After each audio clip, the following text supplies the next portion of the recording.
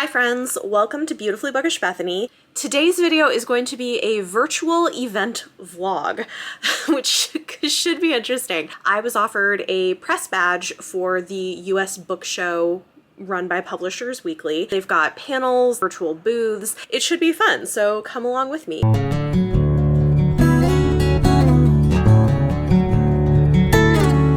So here is the US Book Show. This is actually pretty cool the way they have it set up as a virtual event. This is all on my computer. So you can see there's the auditorium, there's an exhibit hall, new title showcase, networking lounge, grab a galley.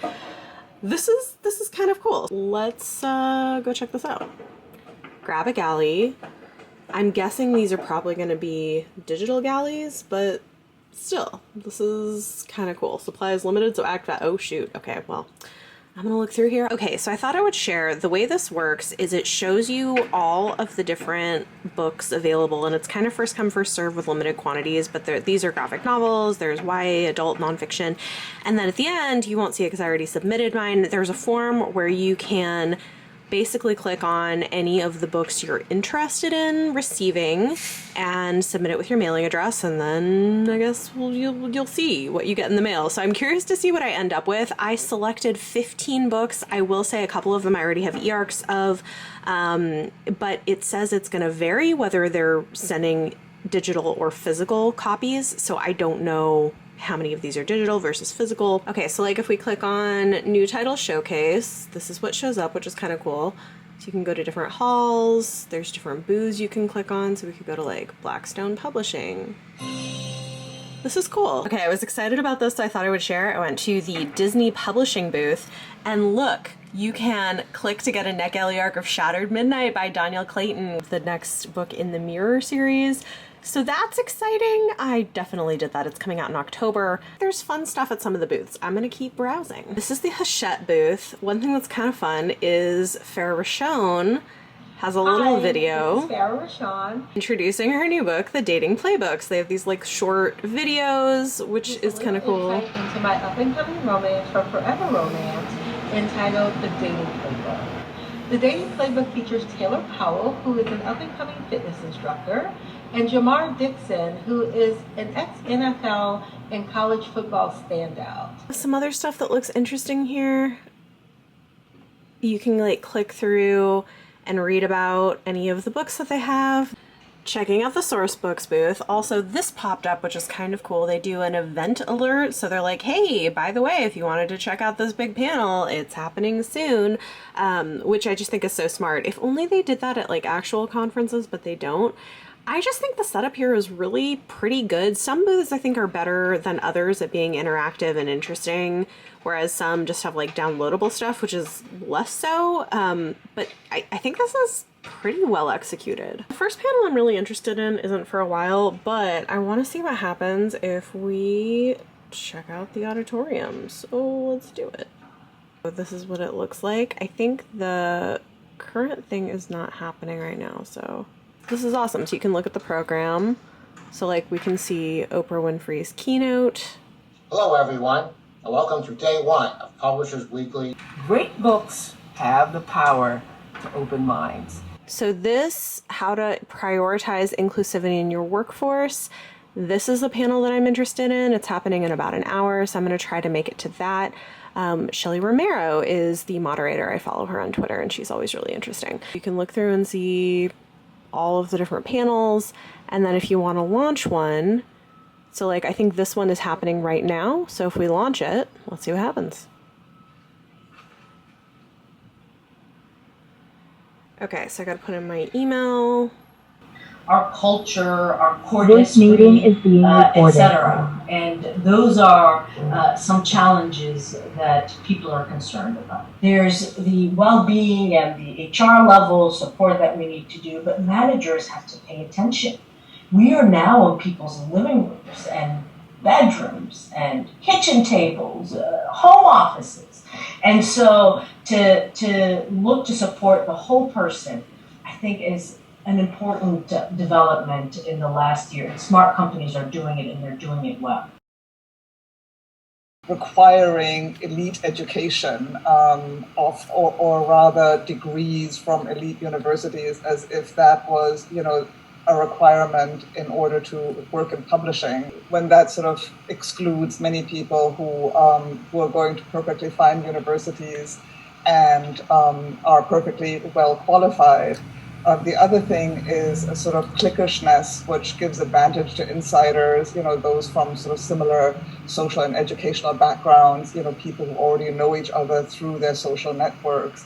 And those who are not inside those social networks have a really hard time entering into those networks. There's also a requirement for internships, and the vast majority of internships in publishing are still unpaid, and that immediately disadvantages those who can't afford to work for free or to give away their labor. Getting comfortable with being uncomfortable is actually the key to circumventing a lot of these types of barriers that are still in place. I mean, Aisha pointed to some very huge ones. I mean, you're talking about hiring people that you know.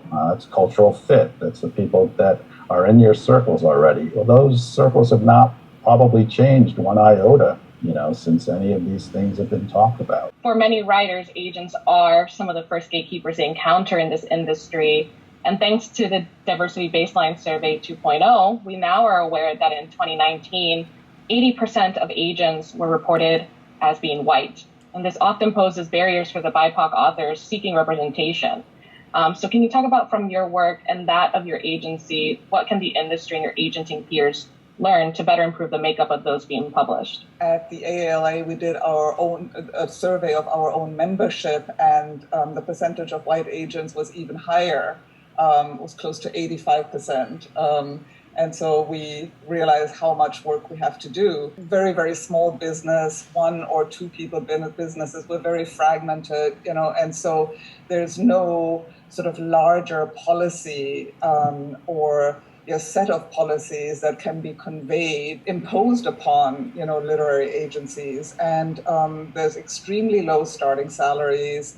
There is, the same sort of elitism that can be found within publishing industries, and hiring practices that are largely based on word of mouth. We are working now in a time where we expect people to show up knowing everything, and then we still want to pay them nothing. And we have to work a little better, and really, if we want people to stay and be loyal to the company, we have to start by giving them something. We have this expectation that just giving somebody a job is enough, and that we should be grateful for the scraps of a job, right? Versus, I think the conversation should be in the reverse, and it should be, we want to invite people in, we want them to learn about our company culture and about what we do, and we want to teach that, right? Because then you want to ingrain that in from the beginning and get people to be excited about working for us. Adding more BIPOC authors in general, because then you're reaching a more BIPOC audience who is then going to be more interested in the industry overall.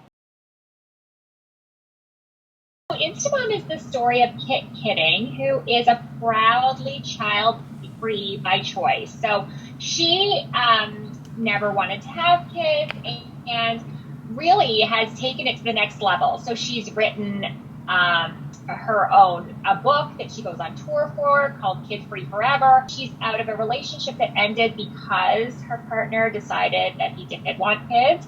And when the novel starts, she meets this very hot chef and has a one-night stand with him, only to find out that he is a single dad. So for her, that is a complete deal breaker, except that now she really has feelings for him. For years, I never thought I would have children. Years later, I met this man he was an author as well. We met at an author event, and I just thought, like, oh my gosh, he is the one. Like, I just knew it from that night, from talking to him.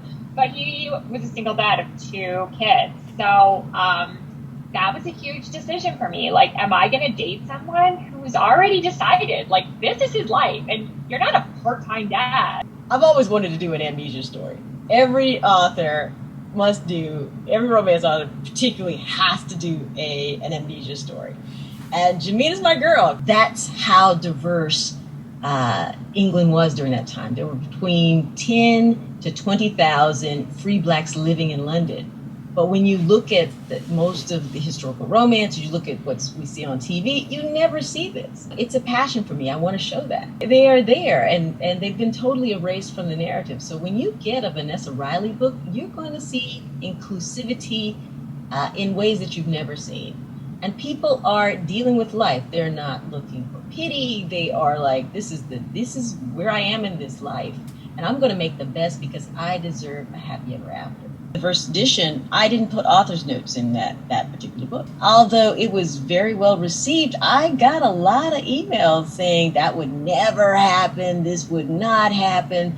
Beverly Jenkins, actually, I had a conversation with her, and she was like, always put author's notes in. There's never a point where somebody is more willing to learn or understand when after they've read something that excites them or has them asking questions. And so if you leave them with nothing, they are left to decide, are they going to take that extra effort to go and Google? Probably not. They close it up and you've missed an opportunity. So after talking with her, I always put an exhaustive author's note in the back of my book. I have terms, I have definitions. When you get one of my historical fictions, I have a bibliography. Island Queen coming up has 6 pages of bibliography because people don't know. And honestly, it's not your fault that you don't know. You're not taught it in schools. A lot of the history is whitewashed and it continually whitewashing because, people don't want to admit that some really bad things happen. It's not our fault that really bad things happen. We're in an evolved, enlightened state, but it doesn't take away from what actually occurred. It was such a success, especially for my first book, and it really grew the way I wanted it to. So, by the time the paperback came out, the book had already been out for a while. This was before, 2020, and I wrote about what it meant to have word of mouth really lead to the spread of this book. It had this nice kind of opening, and then it just kept going and going and going because schools were reading it, and then parents from the schools were taking it to their workplaces, and one workplace was reading it, and the spouse of someone who worked there was taking it to their church. And then when George Floyd and Breonna Taylor were murdered last year, and sales started really picking up again, and my book became kind of tied to this story of Black trauma and pain and suffering and death, it was really traumatizing, actually. We all want people to engage. All of us who write on issues of race and racism want people to engage on this, but nobody wants their quote-unquote success to be tied to the murder of Black people. And I hope people understand that, those of us who've been writing on this and doing it for a long time and keeping people engaged and moving things forward in ways that oftentimes don't get recognized if they're not making headlines. But we would absolutely love for people to be doing the work and engaging all of the time, regardless of what's in the news, because the truth is that these systems continue and are having devastating impacts on the lives of people of color. This is a culmination of a lifetime's work that you're doing. It's obviously the first book was not a book you wrote because you saw a conversation happening and then decided to write the book about it. It's in fact a long-standing commitment to these discussions that you've had that went into your work. I want people to understand that real systemic change is based on the efforts that are happening year-round, regardless of what's happening in headlines. And I do not want the work of people who are, especially Black activists, activists of color, writers of color, scholars of color, who are working to fight systemic racism to be narrowed down to these sound bites, where it can seem, if you haven't been in the struggle, like we're suddenly making this big progress, when actually what we're doing is trying to push forward based on work that's been put forth for years and decades. We don't talk about neurodiversity in writing nearly enough. And I would say there is no way I'd be the writer I am if I didn't have ADD. It has contributed greatly to my writing style, my ability to hyper-focus, my ability to immediately put my mind into a new space to work on something. Has really built my career first as an essayist, but also as I'm putting ideas together, a brain that's pulling all this different information in if you know how to work with it, can actually be incredibly helpful when it comes to writing books about complex topics. I had to embrace that. I had to realize that I wasn't broken and that maybe the expectations of how people work and how we define productivity was broken. We hear these stories about writers saying, I wake up at 8 a.m. and I write for 5 hours straight. I would die. I would just fall on the floor and die. And so recognizing that didn't make me less of a writer, that I had my own process I had to find. And so it seemed appropriate that I would be guiding a bit of the behind-the-scenes stories of these very exciting newest stories for young readers and grown-ups. I'm going to have each author introduce themselves and tell you a little bit about their books. My name is David A. Robertson. My book is On the Trapline, which is my second picture book and also second collaboration with the Indigenous illustrator Julie Platt. This book was inspired by a trip I took up north with my father to his trapline. It was an area of land that he grew up on until he was about 9 or 10 years old. We spent the day out on the land. Transformative moment for our relationship where he taught me all about his life living in nature by the water. I'm Christine Day. I'm an enrolled citizen of the Upper Skagit tribe, which is a small tribal nation in what we currently know as Washington State. The book that I am talking about today is my second book, The Sea in Winter, about this serious young ballet student named Maisie, who is Makah and Piscataway. She has injured her knee, and this book is basically about her sort of recovering from this injury that has taken her out of the ballet studio and away from her life and her friends there. She and her family go on this midwinter road trip through the Olympic Peninsula region of Washington State, which is where her mother and stepfather are from, and that's where their tribal nations are. I'm a member of the Sault Ste. Marie tribe of Chippewa Indians, and my debut novel is Firekeeper's Daughter, which I pitched as Indigenous Nancy Drew. When 18-year-old Donis witnesses a devastating murder, she must use her science geekery and knowledge about Ojibwe traditional medicines to find out who is flooding her community with a deadly new drug. Hi, my name is Jesse Thistle. I'm from northern Saskatchewan. My people are what are called road allowance Métis. We stood up against Canada in 1885 during the Northwest Resistance. And from that, all of our rights were stripped away from us. We were made to live on these public strips of road called road allowances. My book really is an expression of what going to war against the Canadian government or governments like the state does to Indigenous families over time. The end result would have been, for me, my addictions, homelessness, and incarceration. My book is aimed at young adults and people that are my age and older. Mainly the people that are getting a lot out of it are the service workers that work with the homeless Indigenous people or people suffering from addictions, so police, courts, psychologists, people with addictions therapy, on and on and on. I get emails from young people all across the country saying thank you for representing our Indigenous experience in an urban setting, in modernity. Some people have misunderstood my book as a narrative of redemption. It's not. It's actually a story about love and finding community connection. How I reclaimed my identity by going back to my homeland and reconnecting with my mother's people who I was adopted out from at a young early age. Could you talk a little bit about the importance of intergenerational relationships in books, especially books for the very young?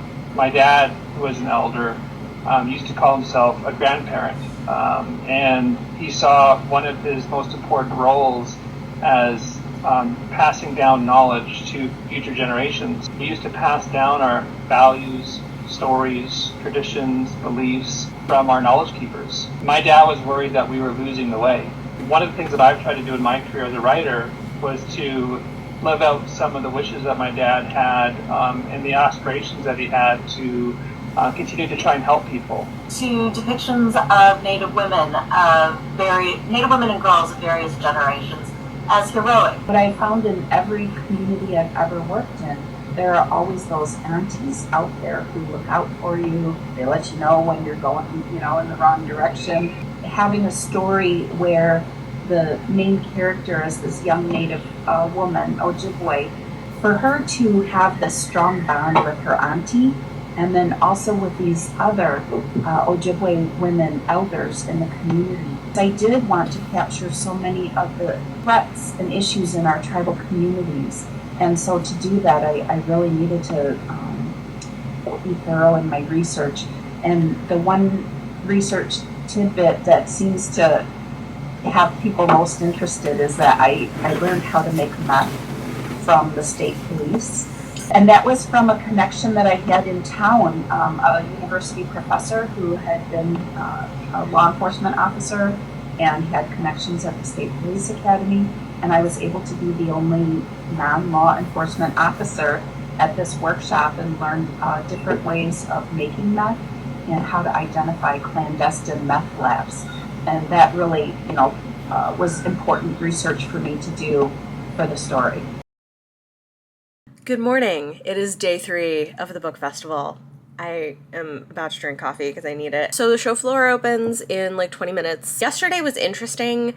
Today I feel like is going to be a busier day because a lot of their YA and children's stuff is happening. So there's a lot of things I'm interested in there. There's also a lot of pretty interesting author conversations that the different booths are hosting. So we'll see what I end up hitting up. Hopefully this has been fun for you guys. I did also attend a panel late yesterday that I wasn't able to film. It was pretty interesting though. It was a panel of editors of buzzy new kind of current affairs books talking. And there's a lot of really interesting conversation about how much space there is and interest there is right now in books dealing with issues of race and gender and social justice. And one of the editors, it was pretty interesting. She was saying how one thing she would love to see more of in nonfiction is explorations of trans identities, because a lot of that is happening right now in YA fiction and other forms of fiction, but she'd like to see more of it in nonfiction, which I think is fascinating. You know who should write a book?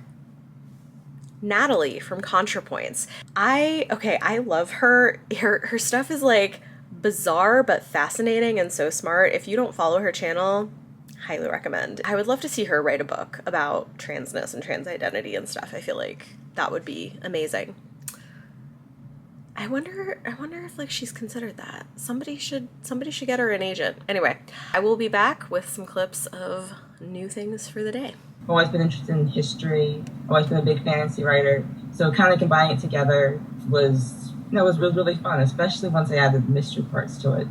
The book kind of started with me wondering like what happens after underground railroad conductors, like what does that happen after the war, what do they do afterwards, how they like kind of rebuild or restart their lives. I came across the idea they solve mysteries together. And and also with the magic element adds a little fun to that mystery solving as well. I think a large part of the book is the fantasy element, which is the magic system of like having constellations, being drawn to my love of astronomy and astrology.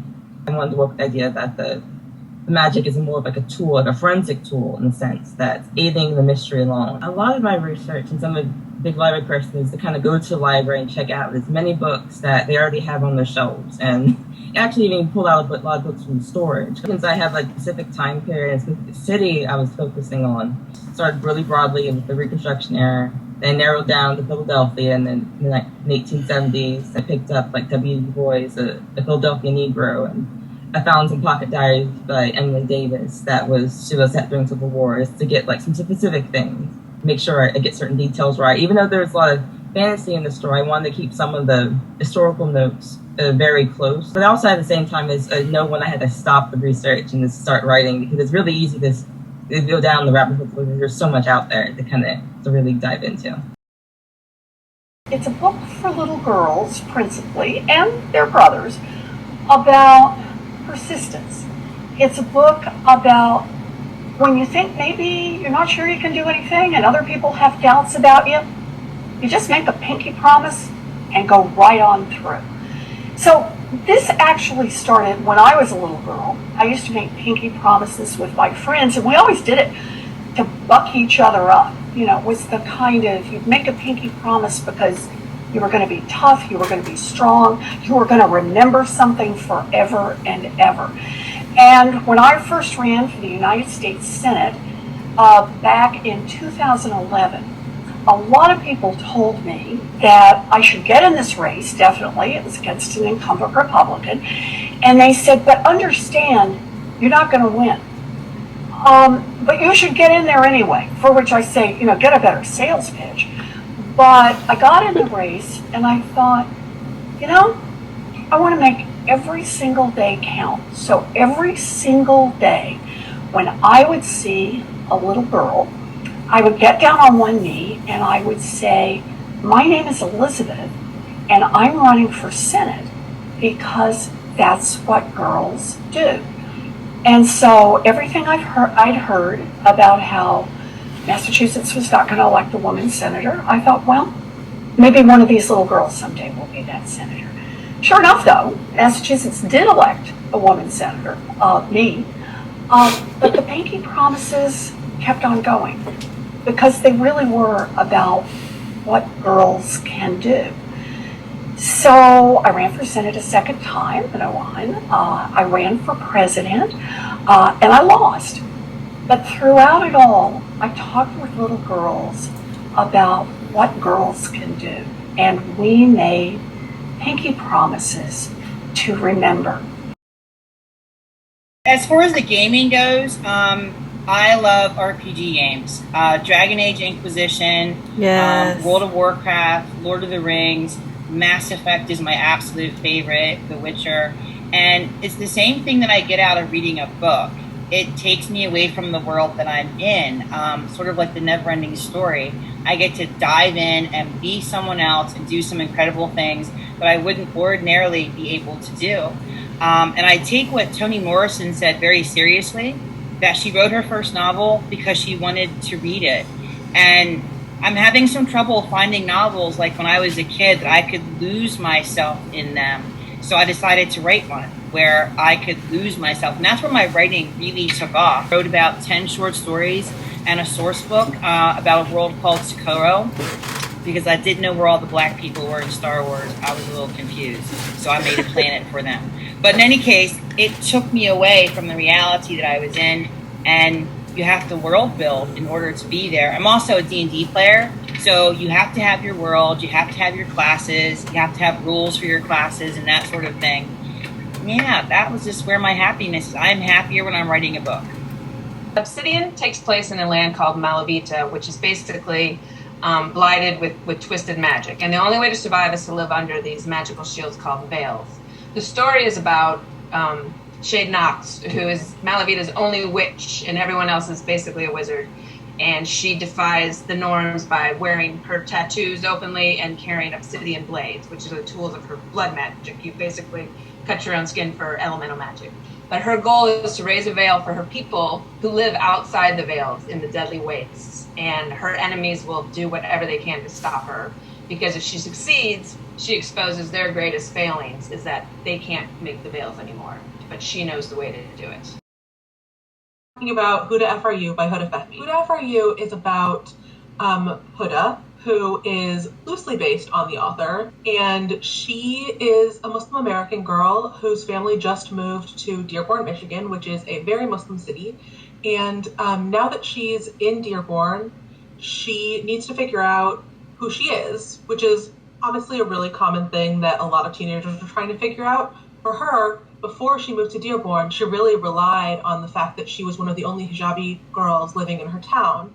So that was a big part of her identity, and it still is. But now she has to figure out who she is outside of that, since pretty much all the girls at her high school are also hijabi. About We Are Not Broken by George M. Johnson.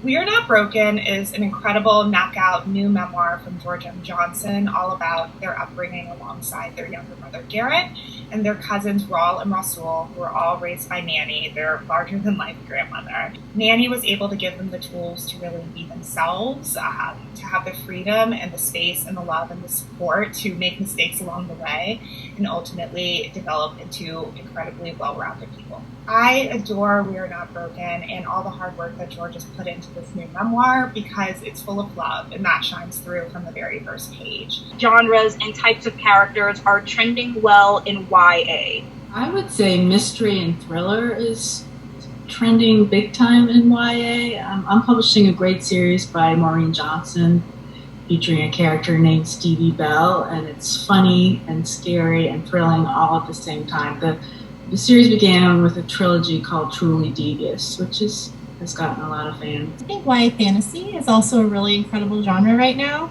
I think that as we sort of see a lot of new points of view and new topics and settings being brought into the genre, it's been really exciting to see how it's expanded. What's considered YA is maybe broadening a little bit too, like just kind of either the age range of the protagonists or the focus or the sprawl of the book. I think we're seeing a lot of kind of exciting boundaries being pushed. Just to piggyback off of that, I think in both directions, definitely.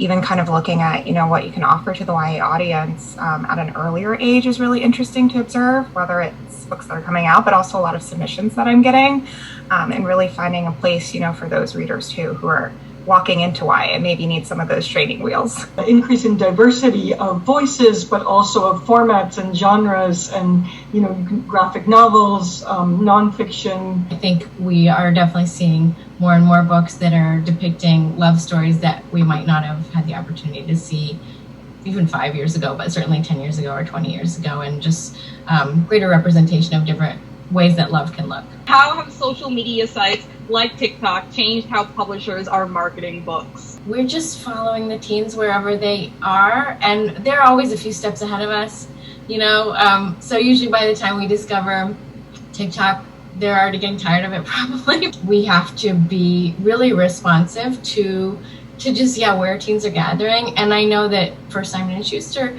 we've just expanded our digital marketing team because the digital space is becoming a bigger and bigger and bigger space for people to gather and to talk about books. They can smell when it's not genuine, and that's a very tricky line to tell. Savannah, who's fantastic at it, and just really kind of that genuine feel that she puts into her content, you have to get that right. And also it's been interesting just seeing, what teens are reading, because sometimes it's not just the new books. There's a lot of backlists that we're seeing that they've been reading or they're finding again, and just bringing that forward. In my mind, it's always teens first. It's called young adult. They are young adults. If you like to read that because that's where your heart is as an adult, absolutely, we are so happy to have you.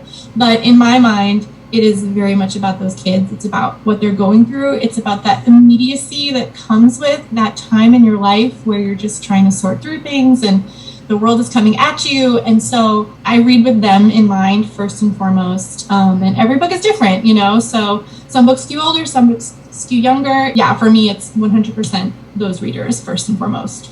Yeah, I think one of the things in this conversation that is always interesting to me is I do feel like there is perhaps a good amount of need for more adult coming of age books. As we know, as human beings, we come of age again and again and again and return to our identity. And I think reading about those experiences as a teenager, which, in a time when you particularly focused on understanding your own philosophies and values, part of that, you're proclaiming your identity in that respect. I think a lot of adults gravitate towards that. I think a lot of adults who are looking for YA sometimes are really just looking for a point of view that's closer to a character, or a more intimate or opinionated or emotional point of view. It's not always, not always across the board, but some of these things are something that adults seem to be seeking in YA. YA also has just expanded so much over the past, whether it's 2 years, 5 years, 10 years, definitely, what YA will talk about. So I feel like in that way it is definitely inviting a wider range of readers too. The way that, now we're offering these books for teens, of course it's going to invite adults too. I think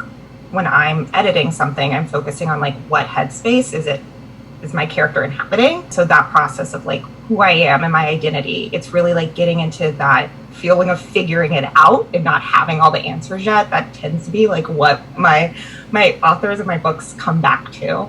Books that are about marginalized identities and about people of color and their experiences with identity. How much adult readers' reactions to those books is oh, I wish I had this when I was a teenager, when I was going through that first sort of bout of identity formation. My name is Shauna Miles, and my debut novel will come out in September of this year. It is titled For All Time. It is a YA fantasy romance. Tamar is a musician, a warrior, a survivor, Fayard. He's a pioneer, he's a hustler, he's a hopeless romantic. Together, Tamar and Fayard have lived 1,000 lives and seen the world build itself up from nothing to only to tear itself down again in civil war. This particular novel blends genres, and these lovers fall in love over lifetime, but we have to wonder if they can make it out of this timeline alive. My name is Danielle Clayton, and my next novel is Shattered Midnight, and it's the second book in a 4-book series that's told with 4 different authors sharing the same universe. We are tracing a fairy tale curse through 4 generations. So the first book is called Broken Wish by Julie C. Dow, and you get to meet a family, and then mine picks up a long time later in 1928 New Orleans, and you get to see which descendant my girl is from, and it's Jazz Age New Orleans, magic that is wonky, and a girl named Zora who's trying to figure out who she is and what do you do when your magic is not something you can control. My name is Crystal Fleming, and my debut YA nonfiction book is coming out this fall. It's called Rise Up, How You Can Join the Fight Against White Supremacy. So this is my 3rd book after having written scholarly work and work for general audiences. It's my first time providing a primer for young people about the roots and ongoing dynamics of white supremacy and systemic racism. So it's a book that really sort of traces the emergence of modern racism over the last few centuries, but also really emphasizes the role of young people as change agents. So it's not just a book about racism, it's a book about anti-racism, and it traces movements for racial justice from the past to present day. Hi everyone, my name is Makia Lucille, and I like to write about plague. So my first book was called A Deathstruck Year. It was set right in the middle of Spanish flu.